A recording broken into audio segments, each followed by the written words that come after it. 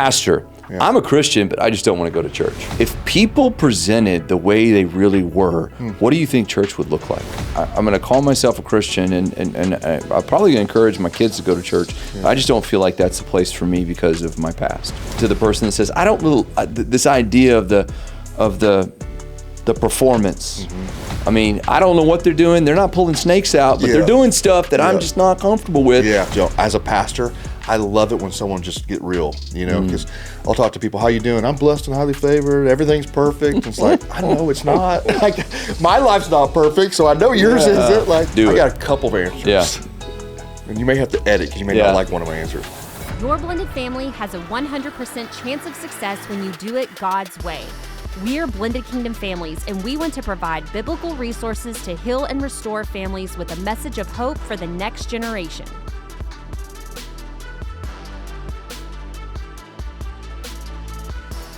Hey guys, welcome back to the BKF podcast. I am excited to be here. I have my bud and my pastor, Wade Smith, with us, who is the campus pastor of Victory Church here in Grapevine. Yes. And we're just going to get into some really fun stuff today.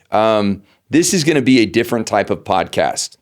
So you're going to torture me, basically. Well, Wade has no idea what I'm going to talk about today and no idea what I'm going to ask him. But uniquely, I wanted to have a conversation with a pastor, and I want to ask questions that maybe you want to ask if you're not, maybe, because I know there's a lot of people who would claim like, hey, I'm a Christian, but I don't go to church. Yeah. And they have their reasons. 100%. Talk to people all the time. They have their like reasons. Yeah. I get it. The church is full of people, and people sometimes hurt people. And we're weird, man. People are weird. And they are. They're weird. They are weird people. People are weird. They're very strange. I mean, if you really knew what people were like behind doors, you just wouldn't. 100%. But I want to have an open, honest conversation. And my prayer for this, probably somewhere between 12 to 14 minutes of time, is that anybody who's listening to this can hear through a question and an answer and say, I wanted to ask that question. I'm glad you answered it, and I'm willing to maybe take one more step in my faith. That's my goal. I love it. It's my whole goal. Yeah, I love it. To get the passive Christian active, to get the person who claims to be a Christian into an active relationship with Jesus, because I do believe there's a difference. Yeah. And I'm not a pastor, but I do That's believe the question that we ask all the time as pastors. Yeah. How to do that. Yep. Cool. So I have an unscripted amount of questions, and we're just going to dive right in. Cool. Okay. So before I do that, so Wade is the campus pastor of Victory Church.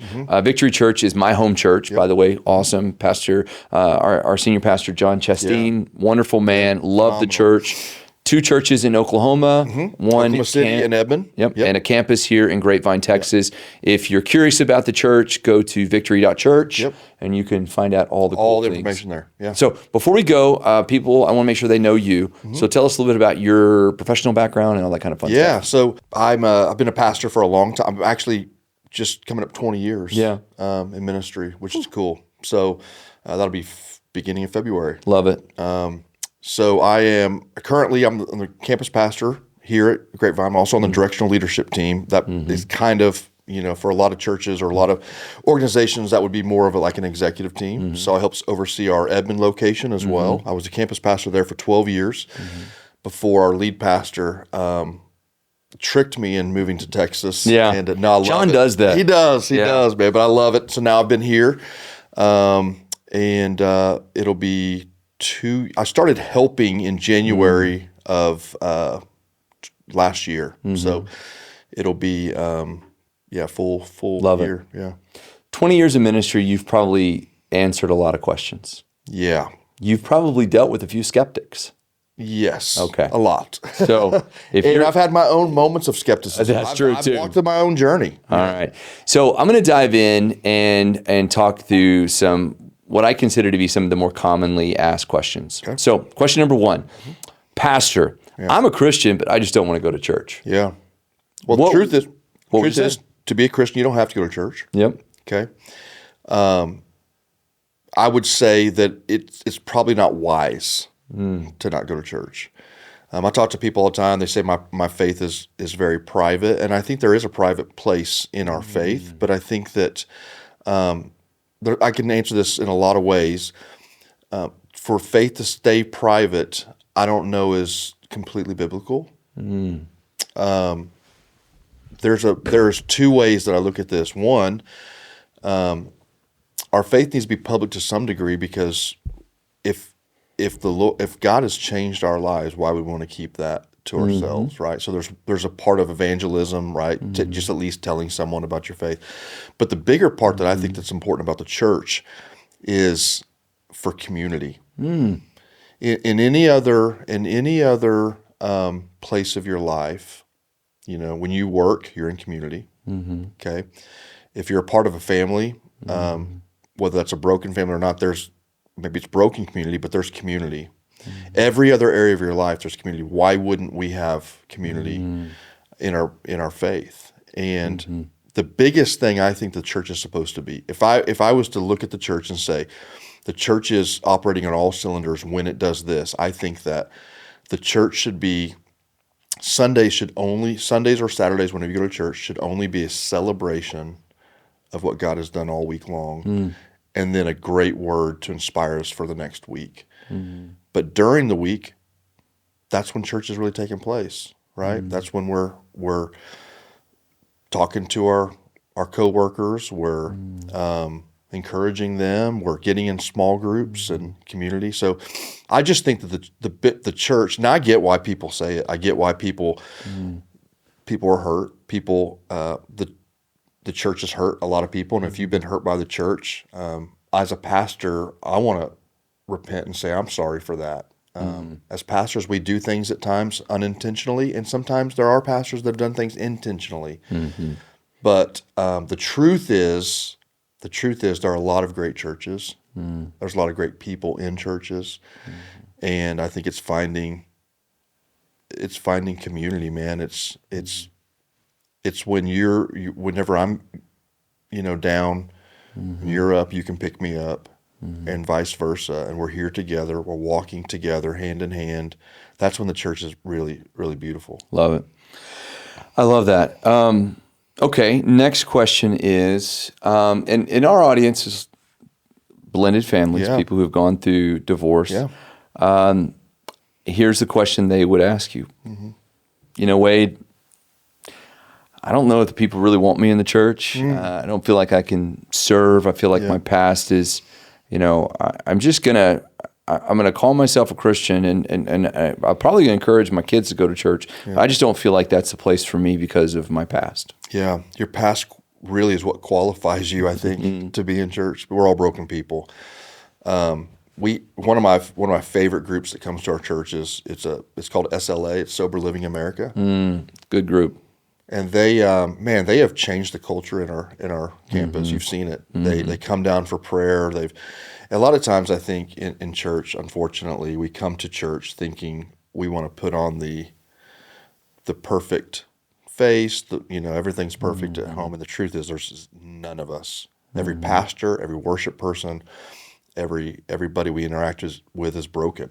And it's really out of our brokenness that I think is the best places God uses. So if you're in your second marriage or beyond, multiple marriages, and now you're finally, you're plugged into this ministry, and Blended Kingdom Families is helping you, and now you see, listen, you're the perfect person to help the next person going through divorce or struggling on their marriage, almost like at the place of divorce. Maybe you're the person to encourage them. So I've just found in my life, and I know we've had lots of conversations, you found in your life, the places where God does the most ministry through me have been the places where I've been the most broken. You said something, it reminded me of a story. I grew up in a very conservative Church of Christ. And when I say conservative, I mean we had Sunday service, everybody was in suits. Yep. The lady, that's all good. There was a persona that was presented. And I remember when I was younger, there was a young kid who came to our church, and he walked in the door. He had a T-shirt on, jeans, and no shoes. And he just walked in and sat down and went to church. Yeah. And then he did it again the next Sunday, and the next Sunday, and the next Sunday, and the next Sunday. And I remember people reacting to him in a way that said, why are you here? What are you doing? And you said something a second ago, and I want you to just speak to it a minute ago. If people presented the way they really were, what do you think church would look like? Oh man, it would be there would be just, I think the community that would be, the way we approach each other would be totally different. The way that we, I don't know. I think that we would be a lot more open, and when we're vulnerable with our brokenness, that's when we truly connect with people. You know, I heard, I think it was Pastor Craig Groeschel say it, that people, he's talking about leadership, and he said people will follow you if you're a strong leader, but they'll connect with you when you're vulnerable. He said it differently, and he said it a lot better than that, but that just always stuck with me. Yeah. If we'll model it as pastors, one, but if we'll just model it, period, in our life, I'm always encouraged by people that come in and they don't. As a pastor, I love it when someone just get real, you know, because I'll talk to people, how you doing? I'm blessed and highly favored. Everything's perfect. And it's like, I know it's not. Like, my life's not perfect, so I know yours isn't. Like, let's just come in together. I think there would just be this genuine, honestly, to answer your question, there would be this genuine worship that would come out. And that's what I see in the SLA group. Yeah. Everybody knows who they are. Yeah, everybody, they're at a place in their life where everybody knows where they're at. Yeah. There's no hiding. And to watch them, like I'll turn around, they're right behind me, and one of the things I like to do during worship is a little weird, is I like to turn around and look at people. I get encouraged by the people worshiping. Yeah. And when I watch those people with just tears in their eyes, hands raised, abandoning, there's nothing to hide, and there's such purity in that worship. Love that. Brought up my next question. So, and then this is more of like a husband-wife thing. Yeah. My wife wants to go to this church. It's too, what's the word I'm looking for? They're just a little too expressive for my taste. Yeah. And so I feel uncomfortable there. So I don't want to go. So I know there's men out there that I know there's wives who have men, have husbands who say, you know, the churches around here, I mean, I don't know what they're doing. They're not pulling snakes out, but they're doing stuff that I'm just not comfortable with. Yeah. So I just don't think I should do it. I got a couple of answers. Yeah. And you may have to edit because you may not like one of my answers. I think as a leader of a home, man, if your wife really wants to be there, give it a shot. Ooh, come on now. You know, give it a shot. And if it is a weird church, hopefully it's revealed to her, and you know, because there are weird churches out there. There are some stranger ones out there. As a leader of a home, man, we have to sacrifice at times for our family. So for our kids, I've talked to people that are in churches where they're not getting much, but their kids are growing. Like I tell them, stay there. Yeah, like your kids are growing or your wife's growing. The other thing I'd say is, man, sometimes faith is weird in itself, right? You got to. I mean, I don't think I truly don't believe there's an atheist, because I think atheists have faith in something. They just have faith that that all this evolved from nothing, right? Or you've got a Christian that we believe that there's a creator. So that in itself, whether you're an atheist or not, it's weird. Yeah. Where did it come from, right? If you're a Christian. There's a God who loves us, and so there's a level of all of this is weird, and I think what we have to do is go. I went through a real seeking season in my life, and I got to a place where I said, I don't have all the answers, and I don't know, and so maybe there's something beyond what my reason says is normal, and if there's more of God out there that I'm not experiencing. Man, I just got to a place where I'm like, I want that. Yeah. And so, and I also think that, man, if it's in the Bible, it should probably be something that we at least are open to.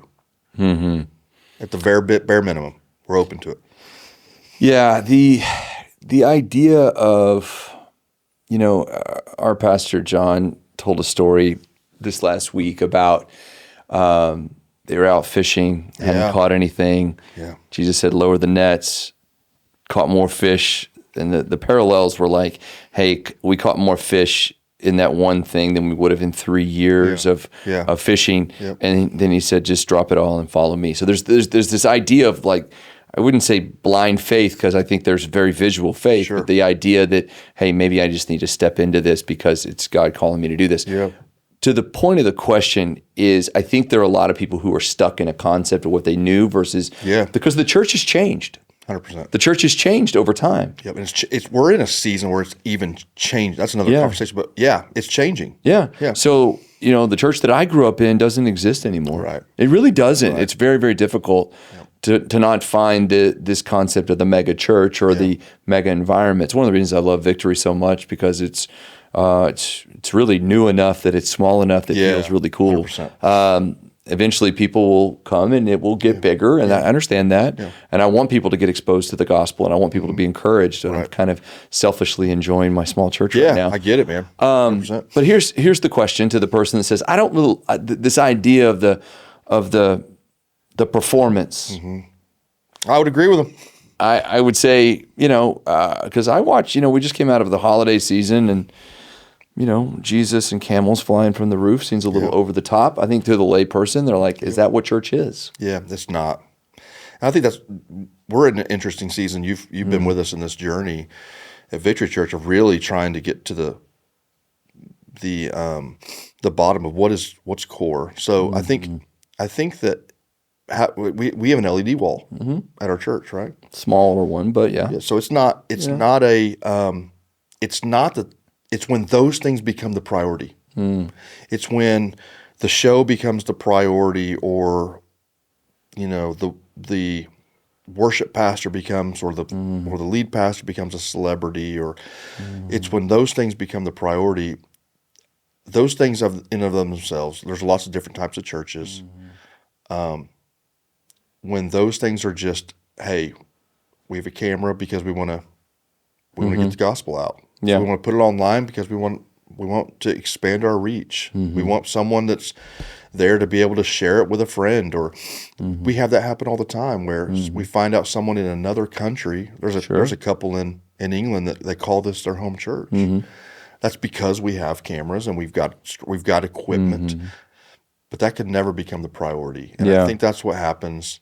It happens in businesses, right? When businesses get focused on the wrong thing, it happens in church. We get focused on the wrong thing. We make the small things the big things the small things, and it gets out of whack. But I definitely think I would say, to answer your question, I would agree.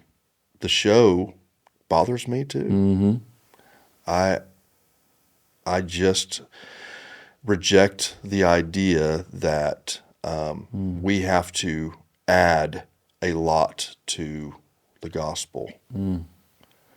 But I do think there's a method for getting out the gospel. So that's where the tension lies. Well, and I think a lot of people do, and again, as we kind of address, maybe burning questions that somebody would have for a pastor, or they're struggling with faith and or struggling to look at what church home is. I know a lot of people have adopted a concept of, hey, I just watch it online, and that's my church home.